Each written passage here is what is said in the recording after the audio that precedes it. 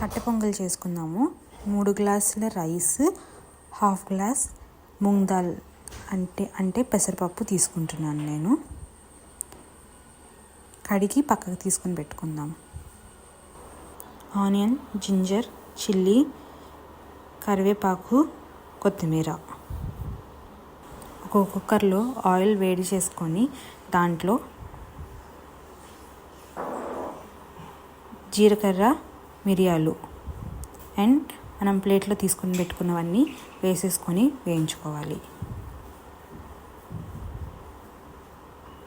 అలాగే దాంట్లో కొంచెం నెయ్యి వేసుకుందాము టేస్ట్ కోసం. బాగా వేగనివ్వాలి. కొంచెం వేగాక దాంట్లో మనకి పొంగల్కి కావాల్సిన నీళ్లు పోసుకుందాము. మెత్తగా కావాలంటే కొంచెం ఎక్కువ నీళ్ళు పోసుకోవాలి. కొంచెం పలుకులుగా కావాలంటే కొంచెం నీళ్ళు తగ్గించుకుంటే సరిపోతుంది.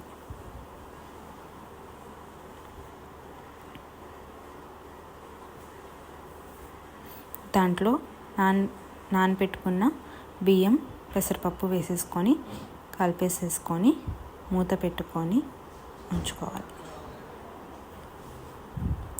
కుక్కర్ని బట్టి మీకు ఎన్ని విజిల్స్ వస్తాయో అన్ని విజిల్స్ రానివ్వండి. నా కుక్కర్కి అయితే నాకు ఒక 4 విజిల్స్ వస్తే సరిపోయిద్ది. అలానే టేస్ట్కి సరిపడా ఉప్పు వేసుకొని కలిపేసుకొని మూత పెట్టండి. వేడి వేడి పొంగల్ రెడీ. మూత తీసుకొని ఒకసారి కలిపేసుకొని ప్లేట్లోకి వడ్డించేసుకోవచ్చు.